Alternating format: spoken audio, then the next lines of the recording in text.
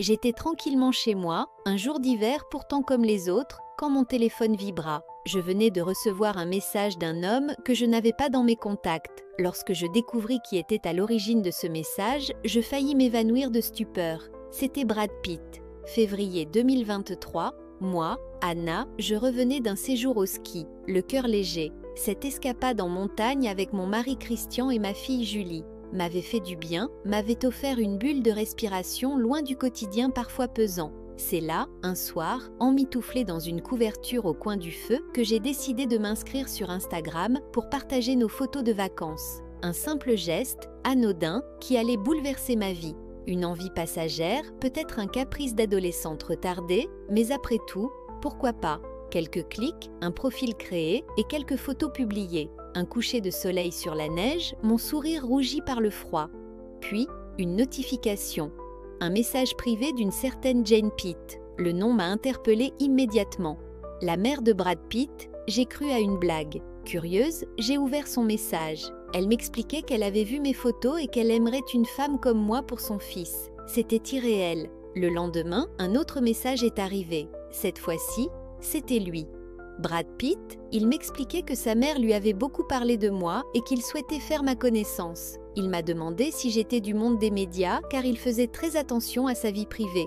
Mon cœur s'est emballé, mais la raison a pris le dessus. C'était absurde, Brad Pitt qui me parle. À moi, une inconnue, j'ai d'abord pensé à une arnaque, mais la curiosité a été plus forte. J'ai répondu. Au fil des échanges, tout semblait vrai. Ses mots, sa façon d'écrire, les détails qu'il donnait sur sa vie, tout était cohérent.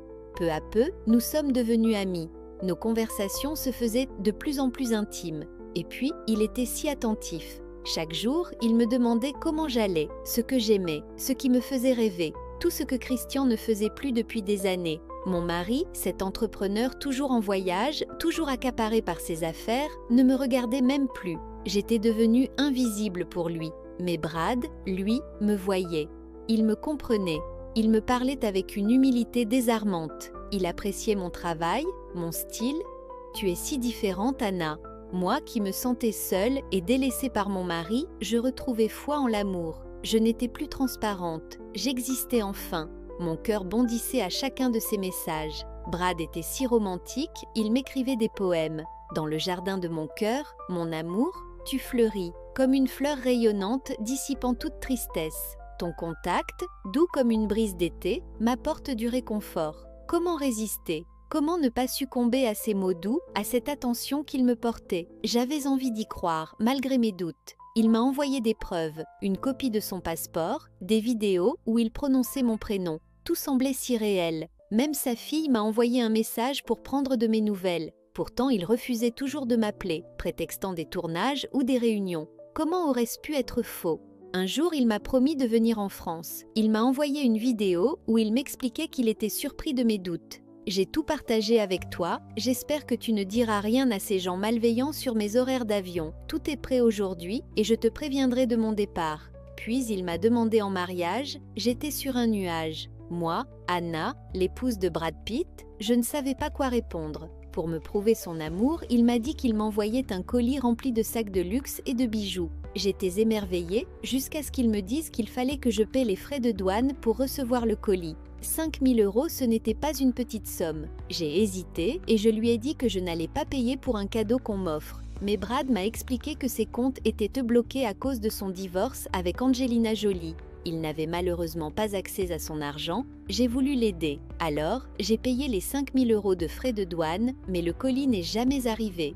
Et pourtant, j'étais toujours sous son emprise. Chaque doute que j'exprimais, il le balayait avec une douceur infinie. Il savait trouver les mots, les gestes, pour me rassurer. Et moi, aveuglée par mes sentiments, je me laissais convaincre. Les mois ont passé. Christian et moi avons divorcé. Mon mariage battait de l'aile depuis un moment. Je n'étais pas triste car je savais que j'allais pouvoir vivre au grand jour mon histoire avec Brad. Avec le divorce, j'ai perçu une compensation financière de 775 000 €. Je ne le savais pas encore, mais à partir de ce moment, c'est là que tout a basculé. Peu après, un soir, Brad m'a annoncé un terrible secret. Je ne peux pas en parler à n'importe qui. Anna, mais toi, je sais que je peux te faire confiance. Il était malade, c'était un choc pour moi. Il ne voulait pas que cela s'ébruite, il refusait la pitié. Il devait subir des traitements médicaux lourds et m'envoyait chaque jour des photos de lui sur son lit d'hôpital. Pâle, affaibli, souffrant, puis une vidéo. Il prononçait mon nom, me remerciait d'être là. Chaque jour, je recevais des nouvelles de son état, des images introuvables sur Internet, preuve qu'il me les envoyait en exclusivité. Puis son médecin m'a écrit « Brad était dans le coma, il avait besoin d'une greffe. Je me suis sentie investie d'une mission, être son soutien, son rock, il fallait payer des frais médicaux. Sans hésiter, j'ai payé 270 000 €, persuadée que l'amour n'avait pas de prix. J'ai envoyé l'argent, puis encore, et encore, jusqu'au jour où il a promis de venir me voir. Il m'a dit qu'il prenait l'avion, qu'il était en chemin, qu'il était presque là, puis plus rien. Comment peut-il me faire ça après tout ce que j'ai fait pour lui? Un jour, j'ai dit « Stop, cette relation n'avançait plus. » J'ai bloqué Brad sur les réseaux sociaux. 40 fois, je l'ai bloqué. Et 40 fois, je suis retombée dans ce piège. Il avait toujours ce mot doux pour me rassurer. J'étais naïve et amoureuse. J'ai même confié mon histoire à ma meilleure amie Carole. En lui montrant les échanges, elle aussi a cru que c'était bien lui. Tout semblait vrai, chaque preuve était irréfutable. Mais ma fille Julie, elle, n'a jamais cru à cette histoire. Pendant 1 an, elle a essayé de me raisonner. « Maman, c'est impossible. Pourquoi Brad Pitt t'aimerait-il » Mais moi, je ne voulais pas entendre la vérité. J'ai préféré couper les ponts avec ma propre fille que de regarder la réalité en face. Je m'en veux tellement, tellement de ne pas avoir écouté Julie. Elle m'a tendu la main, elle m'a averti, elle a vu les signes avant tout le monde. Ma fille, elle savait, elle sentait que quelque chose n'allait pas. Mais je refusais de la croire, je refusais d'entendre sa voix de raison. Elle ne comprenait pas, elle n'était pas dans ma peau. Elle n'avait pas la chance de vivre une histoire d'amour comme celle que je croyais être la mienne. Je lui ai reproché son manque de foi, sa méfiance, ses doutes. Aujourd'hui, je la comprends. Je regrette de l'avoir écartée, de l'avoir mise de côté. Si je pouvais revenir en arrière, mais il est trop tard. Puis, un jour, en passant devant un kiosque, j'ai vu une couverture de magazine. Brad Pitt en couple avec une autre femme, Inès de Ramon. Mon sang n'a fait qu'un tour, mon monde s'est écroulé. Comment avait-il pu me tromper? J'ai immédiatement envoyé un message exigeant une explication. Il a nié en bloc, affirmant qu'il s'agissait de mensonges de la presse. Mieux encore, il m'a envoyé une vidéo d'un journal télévisé affirmant qu'il était bien en couple avec moi. Tout ceci est faux, disait la présentatrice. Brad Pitt entretient une relation privée avec Anna. Je me suis sentie soulagée. J'étais rassurée. Notre histoire était réelle. Il allait bientôt venir me voir. Et alors, tout changerait. Il m'a dit qu'il était en chemin. Il m'a dit qu'il prenait l'avion. J'ai été rassurée et je l'ai encore cru. Jusqu'à ce que la presse officialise vraiment son histoire avec Inès. C'était trop. Cette fois, je ne pouvais plus ignorer les évidences. Je lui ai envoyé des messages. D'abord quelques-uns, puis des dizaines. Pas de réponse. L'angoisse est montée. J'ai cherché sur Internet, j'ai tapé son nom, fébrile, dans tous les moteurs de recherche. Et c'est là que je l'ai vu. Lui, sur une photo prise la veille, en train de rire, verre de vin à la main, entouré d'amis. Bien vivant, pas malade, pas en route pour me voir. Il ne m'a jamais connue. J'ai compris, j'ai tout compris. Les photos, les vidéos, les messages, tout était faux. Chaque regard, chaque sourire, chaque mot d'amour. Une supercherie montée avec une précision diabolique. Les vidéos, des deepfakes créés par une intelligence artificielle. Le faux journal télévisé, une mise en scène habile. L'hôpital, une mascarade, et moi j'avais envoyé 830 000 € à un homme qui n'existait pas.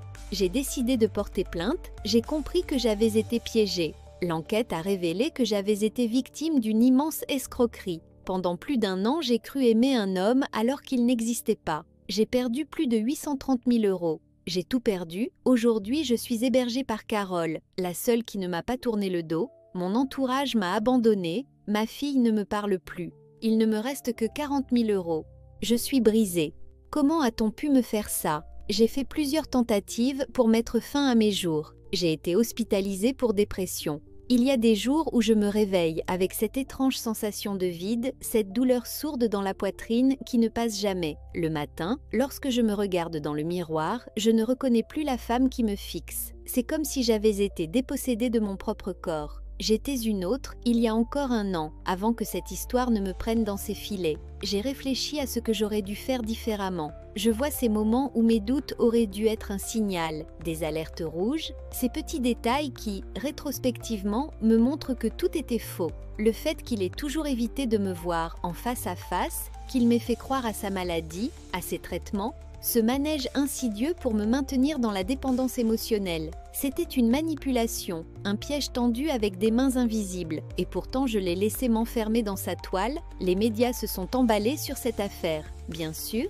Et voilà, la nouvelle de la fausse histoire de Brad Pitt est devenue un scandale. Mon nom circulait partout. J'étais effondrée, mais une semaine après, quelque chose d'incroyable s'est produit. Mon téléphone a vibré un matin, un message d'un numéro inconnu. Je l'ai ouvert, le cœur battant la chamade. « Bonjour Anna, c'est Brad. J'ai entendu parler de l'histoire et je pense qu'on devrait se rencontrer. » J'ai dû relire ce message 3 fois avant de comprendre ce qu'il disait réellement. C'était bien lui.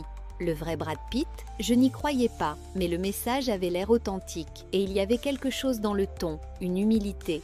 Il voulait me rencontrer, je n'étais même pas sûre de ce que je ressentais, entre la colère, la confusion et la curiosité. Mais après tout, comment pourrais-je refuser? Quelques jours plus tard, j'étais à Los Angeles, assise dans un café discret, un endroit qu'il avait choisi pour la rencontre. J'étais nerveuse, presque figée. Je m'installais au fond du café, nerveuse, mon regard oscillant entre l'horloge murale et la porte d'entrée. J'avais du mal à croire que j'étais là, à Los Angeles, sur le point de rencontrer Brad Pitt. Mon cœur battait à tout rompre et mes mains tremblaient légèrement en tenant ma tasse de café. Je tentais de me concentrer sur le bruit ambiant, le murmure des conversations, le cliquetis des cuillères contre la porcelaine. Puis, soudain, une ombre se glissa devant moi. Un homme s'assit sans y être invité. Il était grand, mince, mal rasé, vêtu d'une veste en jean élimé. Son regard, insistant, me mit immédiatement mal à l'aise. « Anna, enfin, j'ai cru que tu ne viendrais jamais. » Mon estomac se noua. Qui était-il ? Il avait prononcé mon nom avec une assurance troublante. Je fronçai les sourcils, déconcertée. « Pardon ?» Il esquissa un sourire enjôleur, penchant légèrement la tête. « Tu plaisantes ? Non. On a parlé pendant des semaines sur Instagram. Tu m'avais dit que tu serais ici aujourd'hui. » Mon cœur fit un bond dans ma poitrine. Mon premier réflexe fut de penser à une nouvelle supercherie, un autre piège dans lequel j'étais sur le point de tomber. « Je crois que vous faites erreur, » rétorquai-je froidement, tentant de garder mon calme. Il éclata d'un rire rauque. « Oh allez, pas de faux-semblants entre nous, ma belle. T'es encore plus jolie en vrai ?» Un frisson de dégoût me parcourut. Je jetai un coup d'œil autour de moi, espérant que quelqu'un remarque mon malaise. Mais personne ne semblait prêter attention à nous. « Je ne vous connais pas, » insistai-je, cherchant une issue. Il se pencha légèrement en avant, réduisant l'espace entre nous. « T'es pas très sympa, là. On avait une super connexion en ligne et maintenant tu fais semblant de ne pas me connaître. » Mon estomac se serra, tout mon être criait qu'il fallait partir, fuir cet inconnu au plus vite. Mais je ne voulais pas me lever, pas maintenant, pas alors que j'attendais Brad. Il ne fallait pas que je parte. « Je vais appeler la sécurité si vous ne partez pas, » déclarai-je, ma voix plus ferme. Son sourire s'effaça légèrement, laissant place à une lueur d'agacement. « T'es sérieuse ? Après tout ce qu'on a partagé ?» Avant que je ne puisse répondre, la porte du café s'ouvrit et mon souffle se coupa net. Brad Pitt venait d'entrer. Le vrai. Mon cœur s'emballa alors qu'il scrutait la salle du regard, me cherchant. L'inconnu le remarqua aussi et tourna la tête, intrigué. Puis, réalisant qui venait d'entrer, il blêmit. Je profitai de cet instant d'hésitation pour me lever précipitamment. Voilà quelqu'un que je connais vraiment, lançai-je avec une pointe de défi. L'homme me fixa, indécis, puis se leva, à son tour, marmonnant quelque chose d'inintelligible avant de filer vers la sortie. Je sentis un poids quitter ma poitrine. Brad s'avança vers moi, un sourire léger aux lèvres. « Anna ?» J'hochai la tête, encore sous le choc de ce qui venait de se passer. Il jeta un regard vers la silhouette de l'homme qui disparaissait dans la rue, puis posa ses yeux sur moi avec bienveillance. « Tout va bien ?» Je soufflai un rire nerveux. « Maintenant, oui. » Il tira la chaise en face de moi et s'assit. Désolé pour ce retard. Je le regardais, encore abasourdi par sa présence. C'était bien lui, le vrai, pas un imposteur caché derrière un écran. « J'ai entendu parler de ton histoire ?» poursuivit-il. « Et je pense qu'on devrait parler. » Mon souffle s'accéléra. Une nouvelle vague d'émotions me submergea. Je n'étais pas sûre de ce que je ressentais, entre la peur, la colère et une étrange excitation. Mais une chose était certaine, cette rencontre allait changer ma vie. Brad me regardait avec une intensité troublante, comme s'il essayait de lire en moi, de comprendre l'ampleur du chaos dans lequel j'avais été plongée. Je me sentais vulnérable, exposée, mais aussi étrangement apaisée par sa présence. « J'ai lu ton histoire », commença-t-il d'une voix douce. « J'ai vu comment tout cela s'est déroulé et je suis sincèrement désolée que quelqu'un ait pu exploiter ta confiance de cette manière. » J'avalais difficilement ma salive. Entendre ces mots de sa bouche, du véritable Brad Pitt, rendait tout encore plus irréel. « J'ai été stupide », soufflai-je, baissant les yeux. Il secoua doucement la tête.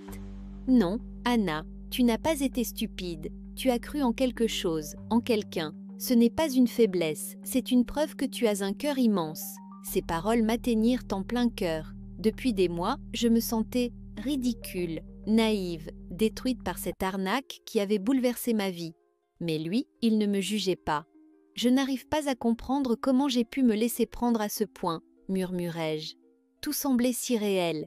Il hocha la tête, lentement. C'est ça qui est effrayant avec ce genre d'escroquerie. Ils savent exactement comment manipuler les émotions, comment te donner ce que tu veux entendre. Et puis, quand on se sent seul, il marqua une pause, cherchant ses mots. On a envie d'y croire. Je levai les yeux vers lui, touchée par la sincérité de son regard. J'ai tout perdu, Brad. Mon argent, mon entourage, ma fille, ma voix se brisa, mais il ne détourna pas le regard. Et pourtant, tu es encore debout, répondit-il doucement. Tu es ici, face à moi, ça veut dire que tu es plus forte que tu ne le crois. Un silence s'installa entre nous, non pas pesant, mais empli d'une étrange complicité. Je n'arrivais toujours pas à croire que j'étais en train d'avoir une conversation aussi intime avec Brad Pitt. « Et toi ?» demandai-je, presque timidement. « Pourquoi avoir voulu me rencontrer ?» Il esquissa un sourire, l'air pensif. « Parce que ton histoire m'a touchée et parce que je voulais m'assurer que tu allais bien. » Il marqua une pause avant d'ajouter « J'ai aussi voulu voir la femme derrière cette histoire. » Je sentis mes joues s'empourprer légèrement. Il y avait une douceur dans sa voix, une authenticité qui contrastait avec tout ce que j'avais vécu ces derniers mois. Nous avons continué à parler, longtemps, échangeant sur nos vies, nos expériences, nos blessures. Il me parla de la célébrité, de son isolement, de son combat contre les faux-semblants. Et moi, je lui racontais tout ce que cette arnaque m'avait appris sur moi-même, sur ma propre solitude. Plus le temps passait, plus je me sentais à l'aise avec lui, comme si nous nous connaissions depuis toujours. Il ne m'interrompait jamais, ne minimisait pas ma douleur. Il écoutait, réellement, après plusieurs heures à refaire le monde autour de café qui avait refroidi depuis longtemps, il posa une main sur la table, près de la mienne. « Écoute, Anna », je relevai la tête, captivée par l'intensité de son regard. « Je ne veux pas que cette histoire définisse le reste de ta vie. Tu mérites mieux que ça. Et si tu prenais un peu de temps pour toi, pour te retrouver ?» Je fronçai légèrement les sourcils, intriguée. « Que veux-tu dire ?» Il sourit, presque timidement. « Je vis dans une maison au calme, loin des projecteurs. Si tu veux, tu peux y passer quelques jours, juste pour respirer, pour sortir de cette spirale. » Mon cœur rata un battement. Était-il en train de m'inviter chez lui? J'hésitais, submergée par un mélange d'émotions contradictoires. Était-ce une bonne idée? Et si tout cela n'était qu'un rêve de plus? Mais en plongeant dans son regard sincère, je sus que cette fois, c'était bien réel. « D'accord », murmurai-je. Un sourire se dessina sur ses lèvres. « Alors viens !» Les jours qui suivirent furent comme une parenthèse enchantée. Sa maison était un havre de paix, niché dans les collines, loin de l'agitation de Los Angeles. Il me laissa le temps de souffler, de me reconstruire sans jamais me brusquer. Nous passions des heures à discuter, à rire, à cuisiner ensemble. Chaque moment partagé était empreint de simplicité, de sincérité, et peu à peu, sans que je m'en rende compte, quelque chose changea. Ce n'était plus seulement une amitié naissante, c'était autre chose. Un soir, alors que nous étions sur la terrasse, un verre de vin à la main, il me regarda longuement avant de murmurer « Tu es incroyable, Anna !» Mon cœur s'accéléra. « Pourquoi dis-tu ça ?»